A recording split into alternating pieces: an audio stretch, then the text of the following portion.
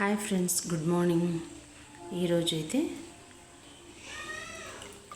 పల్లెటూరు స్టైల్లో పప్పుచారు ఎలా తయారు చేసుకోవాలో చూసేద్దాం రండి. ముందుగా అయితే కందిపప్పుని కడిగి పెట్టుకొని ఒక పావు గంట అయితే నానబెట్టుకోవాలన్నమాట. ఈలోపు అయితే పచ్చిమిర్చి, ఉల్లిపాయలు, దొండకాయలు, టమోటాలు, ములక్కాయలు వీటన్నిటిని సన్న ముక్కలుగా కట్ చేసుకొని ఒక పక్కన పెట్టుకోవాలన్నమాట. వీటన్నిటిని నానబెట్టుకున్న కందిపప్పులోకి అయితే యాడ్ చేసుకుందాం. ఇవన్నీ యాడ్ చేసుకున్న తర్వాత దీంట్లోకి కొద్దిగా అయితే ఆయిల్ అయితే యాడ్ చేసుకోవాలి. ఎందుకంటే ఆయిల్ యాడ్ చేసుకుంటే పప్పు అనేది త్వరగా ఉడికిపోతుంది. కుక్కర్లో పెట్టం కాబట్టి ఆయిల్ వేయకపోతే కొంచెం లేట్ అవుతుంది. ఆయిల్ వేస్తే త్వరగా ఉడికిపోతుంది అన్నమాట. ఇప్పుడైతే ఈ ప్రాసెస్ ఇది మొత్తాన్ని అయితే మనమైతే స్టవ్ వెలిగించుకొని స్టవ్ మీద పెట్టేసుకుందాం కడాయిని.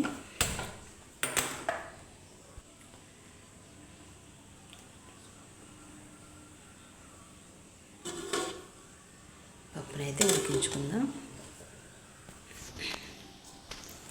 ఈలోపు కొద్దిగా చింతపండుని నానబెట్టుకోవాలి. పప్పు ఉడికిన తర్వాత ఈ చింతపండు రసాన్ని పప్పులో వేయడానికి కొంచెం వాటర్ పోసి చింతపండు అయితే నానబెట్టుకున్నాను. ఒకేసారి రైస్ కూడా పెట్టేశానండి. పప్పు అయ్యేలోపు రైస్ కూడా అయిపోతుంది. పప్పు అయితే ఉడుకుతుంది, తెల్లింది. నా మార్నింగ్ డ్రింక్ కూడా రెడీ అయిపోతుంది. రైస్ అయితే ఫైనల్గా అయిపోయింది. స్టవ్ ఆఫ్ చేసుకున్నాను. ఇప్పుడైతే పప్పు అయితే ఉడికిపోయింది. పప్పులోకి అయితే కొద్దిగా పసుపు, 2 స్పూన్లు సాల్టు, ఒక 3 స్పూన్స్ అయితే కారం అయితే యాడ్ చేసుకోవాలి. మీరైతే మీ రుచికి తగినంతగా కారాన్ని వేసుకోండి.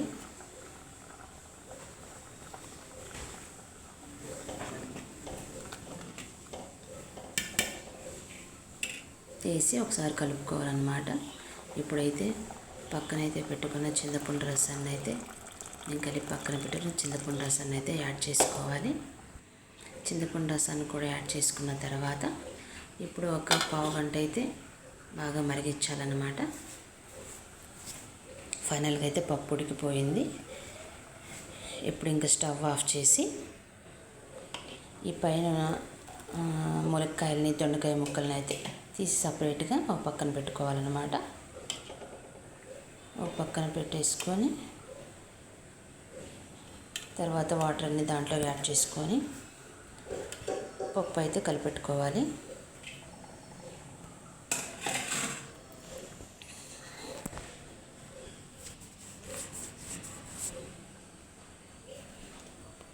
పప్పు అయితే కలిపెట్టుకున్నాను అనమాట. ఇప్పుడైతే పప్పు వేసుకుందాం. బాండీ పెట్టేసి కొద్దిగా ఆయిల్ వేసుకోవాలి. కొద్దిగా జీలకర్ర,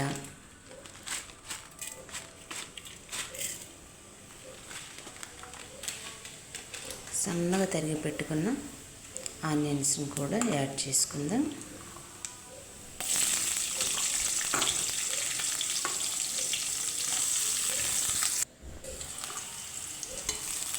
ఇవి 2 నిమిషాలు వేగిన తర్వాత ఇప్పుడైతే కరివేపాకును అయితే యాడ్ చేసుకుందాం. కరివేపాకు కూడా బాగా వేగనివ్వాలి. ఇప్పుడైతే పోపు అయితే వేగిపోయింది. ఇప్పుడైతే ఈ పోపు అంతా మనము పప్పుచారులు అయితే వేయాలన్నమాట. పప్పుచారులు అయితే వేసేసాము.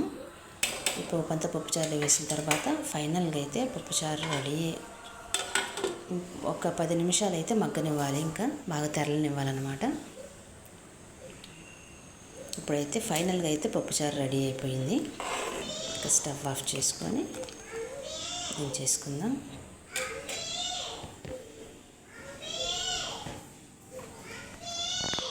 వేడి వేడి అన్నంలో పప్పుచారు వేసుకుంటే చాలా బాగుంటుంది. మీరు కూడా ఒకసారి ట్రై చేయండి.